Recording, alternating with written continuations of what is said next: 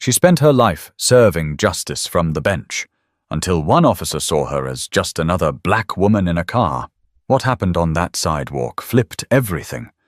Amina Ridley wasn't just any woman driving home that Thursday evening.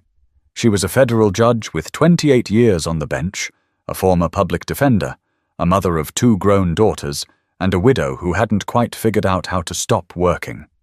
Charleston Civil Rights Symposium had invited her to speak, and like always, she had delivered with poise, clarity, and that sharp wit that made people listen. She left the event alone, driving her silver Honda Accord through a quiet neighborhood in Mount Pleasant, South Carolina, ready to get home, heat up leftovers, and take off her heels. The sun had dipped behind the trees, casting long shadows across the road. She was 3 minutes from her driveway when flashing blue lights lit up her rearview mirror. Amina blinked. She looked down. She wasn't speeding. Her seatbelt was on. She'd just signaled at the last turn. Hadn't she? She eased the car to the curb, rolling down the window before the officer even stepped out. Hands on the steering wheel, polite smile ready. She'd been pulled over before, just like anyone else. Always stayed calm. Always cooperative. A white patrol officer approached, late 30s maybe, square jaw, close-cropped hair. He didn't greet her. He didn't smile. "License and registration," Amina responded gently. "Of course, officer.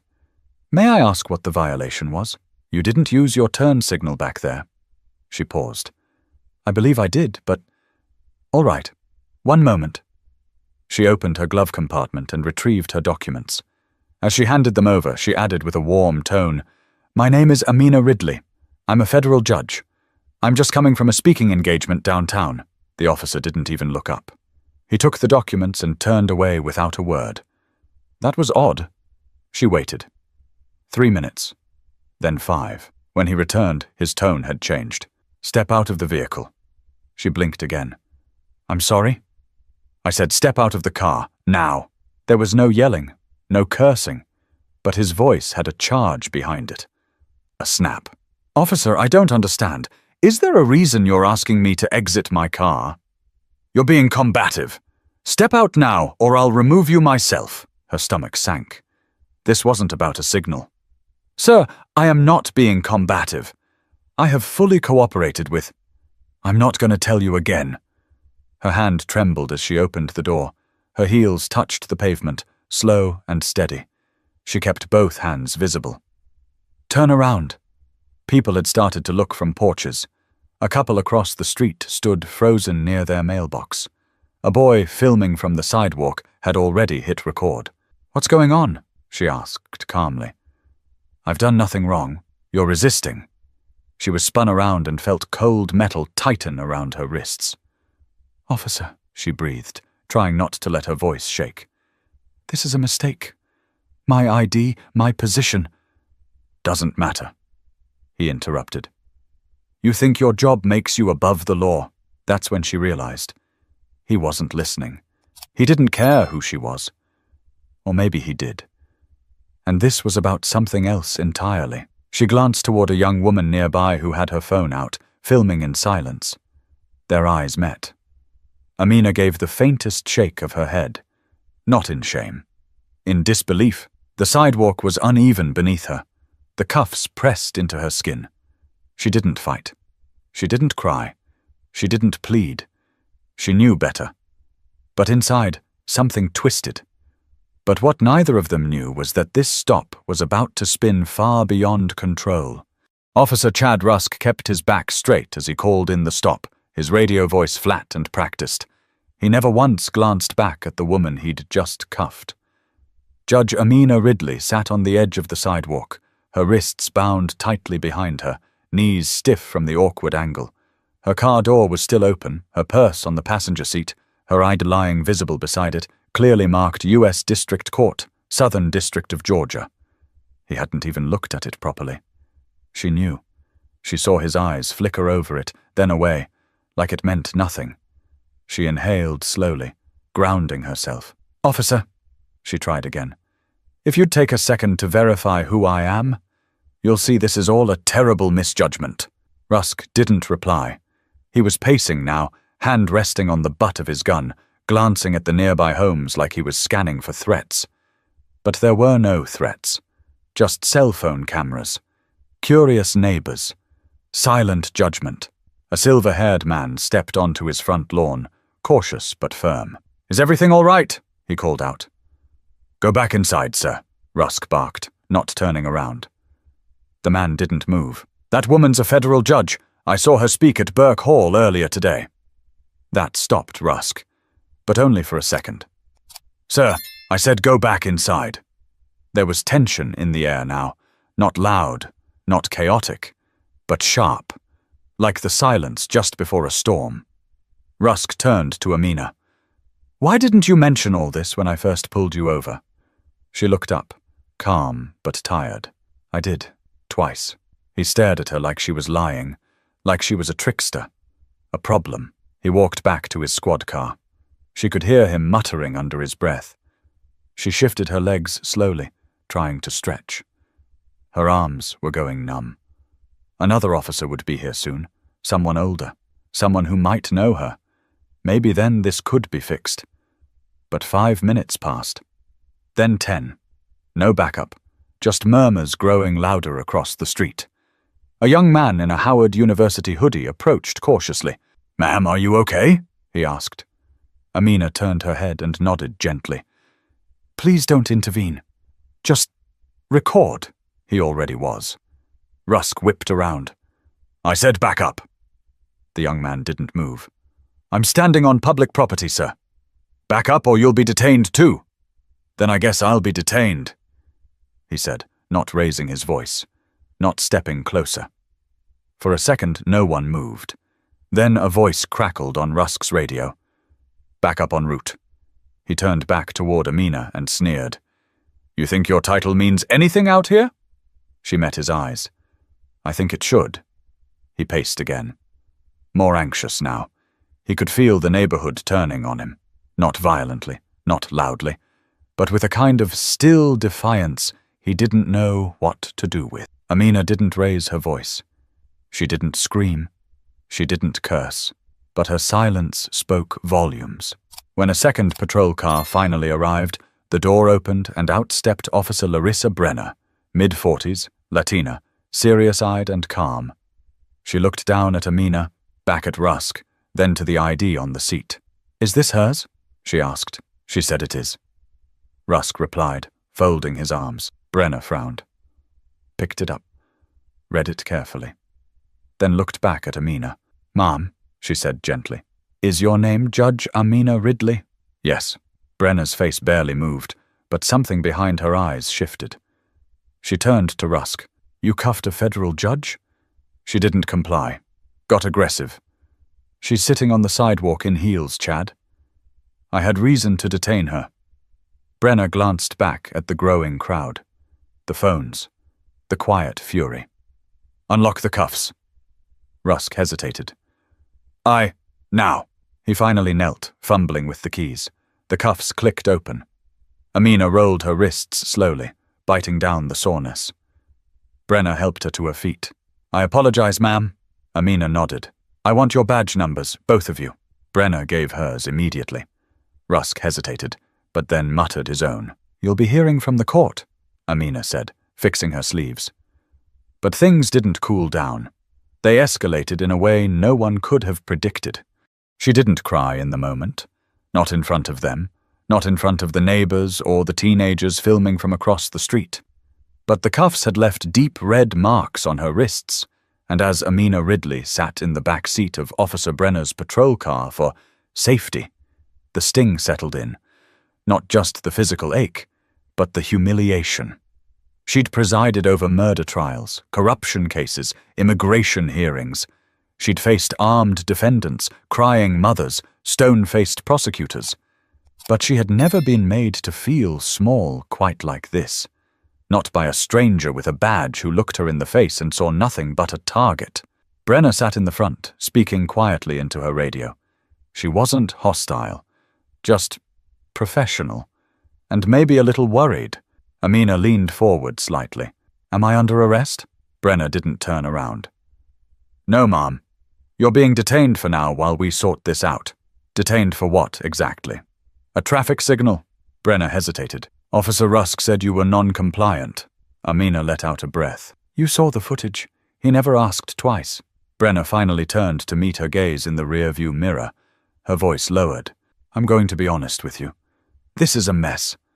And it's going to get worse. Amina stared at her. You know who I am now. Yes, ma'am. I know exactly who you are. The squad car door opened abruptly. Rusk stood there, clipboard in hand. You can go, he said flatly. No charges, just a warning. Amina stepped out slowly, straightening her blouse. A warning, she repeated, for failing to signal. After being cuffed, detained, threatened, Rusk said nothing. She turned to Brenner. Did you write the warning? No, ma'am. You don't believe I deserved one either, do you? Brenner looked conflicted. No, ma'am. The crowd had thinned by now, but several people were still watching. The Howard student, the elderly man from across the street, the woman with the phone. They'd seen everything, and they weren't going to forget it. Amina opened her car door and sat quietly for a moment before turning the engine. She didn't drive away immediately. She stared at her reflection in the rearview mirror. Her face, calm and composed as always, but her jaw clenched tight. She pulled out her phone and texted her daughter. Call me in 10. Something happened. As she merged onto Highway 17, she passed by the police precinct without even meaning to. A wave of something bitter rose in her throat. Not hate, not even anger, just a deep, grinding weariness. Back at the precinct, Officer Rusk was already inside, at his desk, filling out a report with shallow details. He hadn't included her name in the narrative, just female driver. No mention of her credentials, no mention of the ID badge in full view. Officer Brenner hovered near the door, arms crossed. You know this isn't going to disappear, right? She said quietly. She made it worse, Rusk replied. She didn't do anything. You lost control. You know it. He glared at her. She thought she was better than me. She is, Brenner said without flinching. And you knew it the second she opened her mouth. Rusk threw his pen down. I followed protocol. You followed your own version of it. The tension between them hung heavy, but neither raised their voice. Meanwhile, footage from multiple phones had already made its way to social media. The Howard student had posted the clip with a simple caption. She said she was a judge. He didn't care. By midnight, it had been shared over 20,000 times. Local journalists started messaging the original posters, asking for interviews. One outlet pulled a photo of Judge Ridley from a 2018 article on judicial reform. They placed it next to a screenshot of her being cuffed on the sidewalk. Two worlds, one woman, a brutal collision. And it wasn't over. But the moment backup arrived, everything changed. And not for the better. By Friday morning, the video was everywhere. The local news stations hadn't even caught up yet, but Twitter had. Clips of Judge Amina Ridley, sitting calmly on a sidewalk in heels and handcuffs, had already been spliced with screenshots of her courtroom photos, clips from her speeches, and headlines about her past rulings. The image was jarring. This elegant, composed woman, humiliated in the street by a man half her experience and twice as defensive. At first, the police department stayed quiet. But silence doesn't travel well in a storm. By noon, WCSE out of Charleston had picked it up. By 2, CNN was calling it an incident that raises serious questions about how authority and race collide. Even for the most accomplished among us. Officer Chad Rusk didn't come in to work that morning. He'd been told to stay home until things cooled off. His wife had already turned her phone off. Their front lawn had 3 news vans parked across the street. Reporters had knocked on the door before sunrise. Inside, he paced. Angry. Not just at the fallout, but at the way people were reacting. To him, it had just been another stop. Another stubborn driver with too much attitude. But the world didn't see it that way.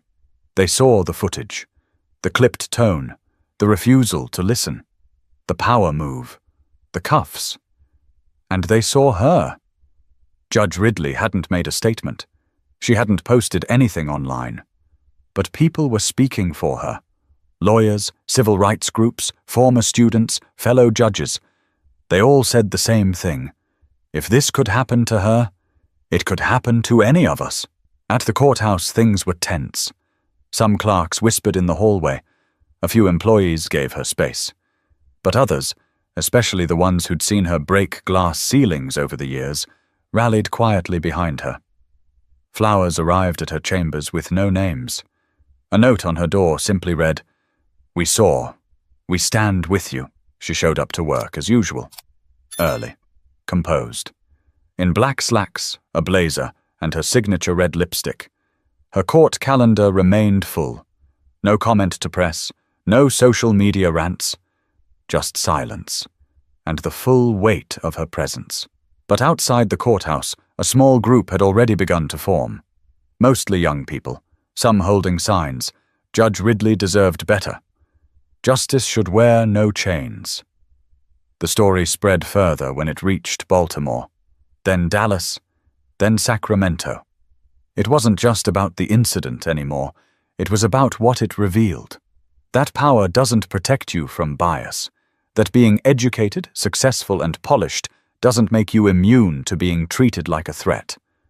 And still, Amina said nothing publicly. Until the mayor called. "Judge Ridley, this is Mayor Patrice Langston.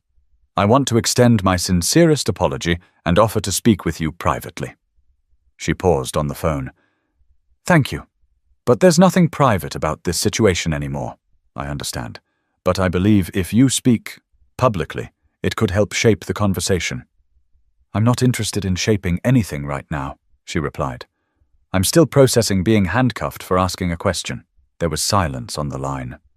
Then, "If there's anything you need, there is," she said plainly. Accountability. The call ended. Meanwhile, Officer Brenner had filed an internal incident report, including a copy of her body cam footage. She didn't say much, just facts. But her report mentioned 3 things Rusk left out. That the judge identified herself immediately, that she was calm and cooperative, and that Brenner believed there was no cause for arrest. That report was leaked within 24 hours. By Saturday morning, the Charleston Police Department was forced to issue a press release, short, impersonal. It confirmed the identity of the woman in the video, acknowledged a pending review, and placed Officer Rusk on temporary administrative leave. But the damage had already spread. In local barbershops, in churches, on the radio. People were talking. At a farmer's market in Somerville, a group of elderly women handed out small flyers that read, "When they ignore the robe, they reveal the truth." But when the footage finally reached the internet, the storm began. Sunday morning, just before 6 a.m., Judge Amina Ridley's doorbell rang. She was already up. She hadn't really slept. She wrapped her robe around her and looked through the peephole. It wasn't media. It was her daughter, Simone, standing there with 2 coffees and a face full of concern. "I figured you'd be up," Simone said softly. Amina opened the door. "I wish I weren't." They sat in the kitchen, sunlight creeping in through the blinds, the smell of bitter roast filling the silence. Simone scrolled through her phone, shaking her head. "Ma, this thing has over 4 million views now. The mayor's trending. They're digging into the department's history. You started something." Amina didn't look at the screen. "I didn't start anything. I was on my way home. That's exactly why it matters." Simone was right. By now, networks had picked it up. The footage had been replayed in panel discussions, podcasts, reaction videos. Civil rights leaders weighed in, former prosecutors, even retired judges from other circuits. One segment replayed her voice from the video. "This is a mistake." The anchor paused before saying, "It wasn't a mistake. It was a message." And we've seen that message before. Some took it further, turning her detainment into a symbol of what black excellence still couldn't outrun. Others used it as a case study in modern policing. But almost everyone agreed. Something had to change. Protests gathered momentum by Monday. Not the loud, fiery kind, but organized, intentional. Law students marched silently across campus holding books in one hand and mock handcuffs in the other. Judges from across the Southeast released a statement condemning the abuse of power that tarnishes the integrity of those who uphold the law. And still, Amina stayed silent, until Wednesday. A press conference was held at Burke Hall, the very place where she'd delivered her speech just days earlier. The room was packed: reporters, clergy, students, community leaders. Cameras lined the back wall. Amina stepped up to the podium in a dark navy suit, no jewelry except for her wedding band and a silver pin on her lapel. She didn't bring notes, didn't read a statement. She spoke plainly, like she always had. I wasn't going to speak today, not because I didn't have something to say, but because I needed time to think, to feel, to breathe. Her voice was steady. The room was silent. I was detained by a police officer who saw me, but didn't see me. I cooperated. I identified myself. I did everything they tell us to do. And I was still handcuffed. On the ground, in front of my neighbors, my community, my city. She looked out at the crowd, then continued. This isn't about vengeance. It's not about humiliation. It's about the truth. And the truth is, there are some uniforms that treat the robe like it's invisible. The pause was long, deliberate. I have spent my entire career defending people, holding others accountable, and believing that justice, though flawed, is still possible.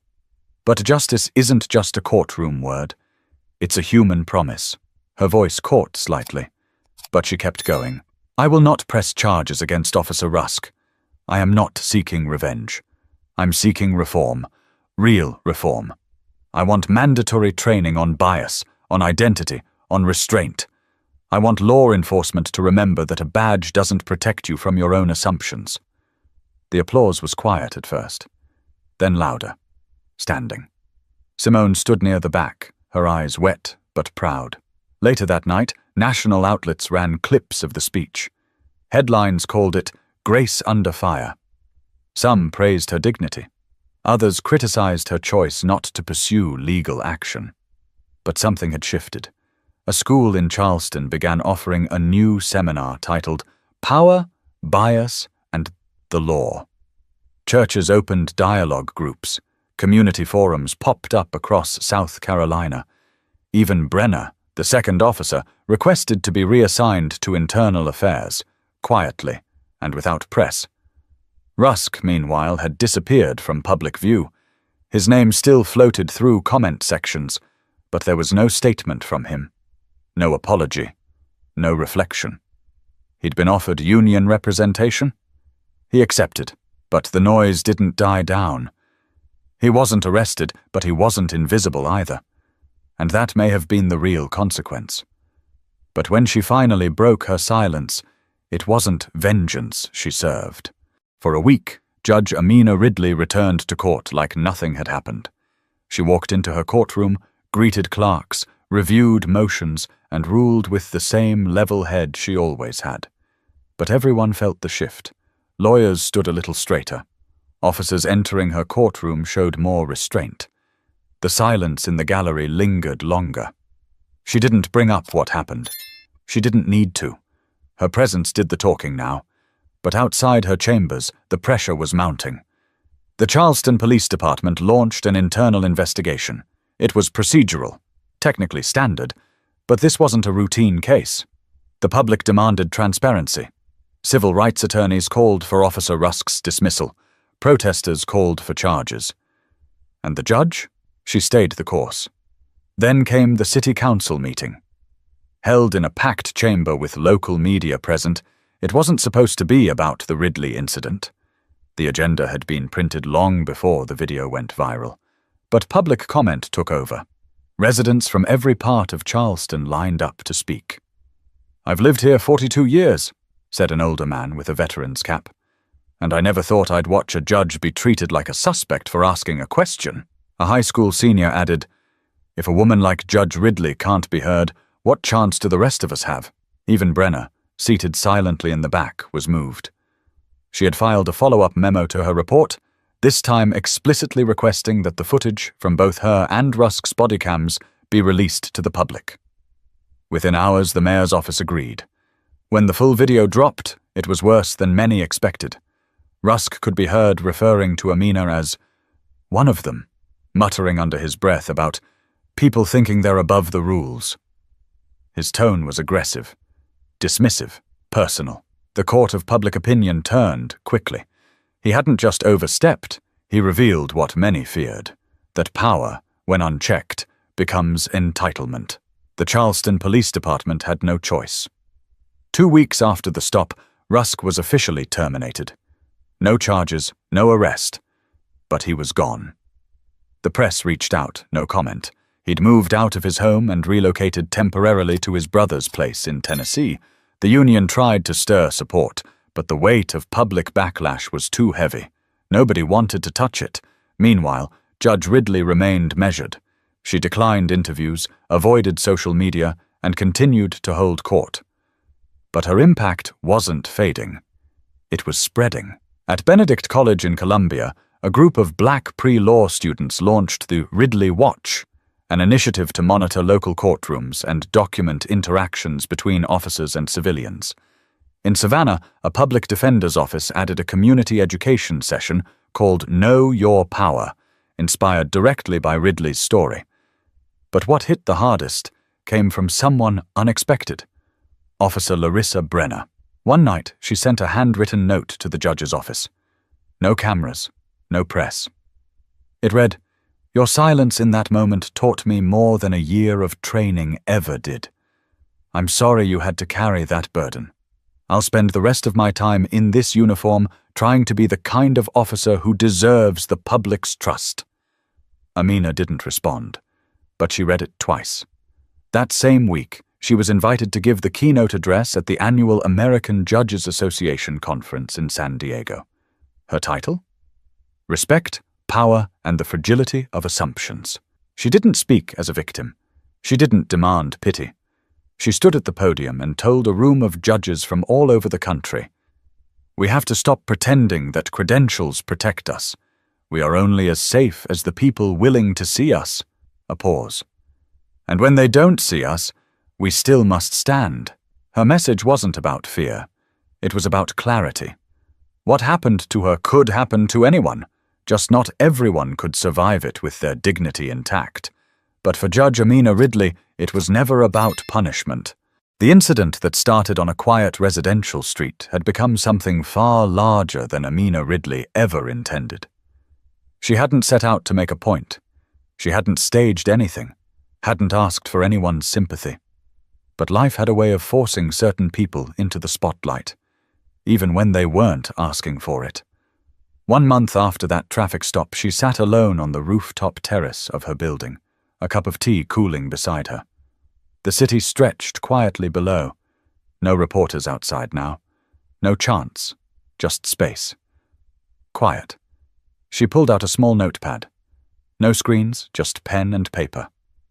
A list. At the top, what I want to say, what I should say, what I need to say. She didn't want the last word, but she needed the right word. She thought of her father, how he used to tell her, "Dignity doesn't raise its voice. It just stands still and watches the noise run out of breath." She smiled faintly. That afternoon, she met with a group of young law students at a community center just outside Charleston. It wasn't a public event, no cameras, no hashtags. They were seated in a circle, no podiums, no formality. A student named Micah raised his hand. "Judge Ridley, if you could go back to that moment, being pulled over, would you have done anything differently?" She didn't rush the answer. "I wouldn't have changed how I spoke, or how I acted, because how I carried myself wasn't the problem." Micah nodded slowly. Another student, Layla, asked, "Were you afraid?" Amina paused again. "Not afraid. Angry. Tired. But even in that moment, I knew who I was. And that's what saved me." The group fell quiet for a beat. Then someone else asked, "Do you think anything will actually change?" She looked around at their faces. Sharp, eager, still learning. "Yes," she said, "but not overnight. Not in the ways we want. Change doesn't always come with fireworks. Sometimes it comes quietly, in the way you challenge a policy, in how you choose to handle someone who looks like me, or looks like you. Sometimes it starts with just asking, 'What am I assuming?' Afterward, one of the organizers walked her to the parking lot. "You know, you didn't have to come. After everything, people would have understood if you stayed away from all this." Amina turned, looked her in the eye and said, "That's the reason I had to come. People needed to see that I'm not broken." Then she got into her car and drove home. No escort, no spotlight. That evening, she posted a single message online, her first and only public statement since the press conference. It read, "Strength doesn't always mean shouting louder. Sometimes it's the grace not to." This wasn't about ego, or status, or revenge. It was about what happens when dignity meets dismissal and chooses not to disappear. I stood still so you could see. Now, what will you do with what you've seen? The post was shared more than 50,000 times within 24 hours. But she didn't check the likes, didn't read the comments. She just sat at her desk later that night, reviewing court files like always. The world had moved on in some ways, but something had stuck. In classrooms, in precincts, in city council meetings and kitchen tables. People remembered, not because she screamed, not because she demanded, but because she remained. And from that, something lasting began to grow. If you're watching this and thinking it could never happen to someone you know, remember it already did. And next time, it might not be a judge in heels and a blazer. It might be your friend, your parent, your child. Let Judge Ridley's story remind you. Titles won't protect you from prejudice, but how you carry yourself can still leave a mark that echoes louder than outrage. If this moved you, share it. Start the conversation, and make sure the next person in her position isn't left to stand alone. Subscribe for more real stories that challenge the way we see power, identity, and the quiet strength of doing what's right.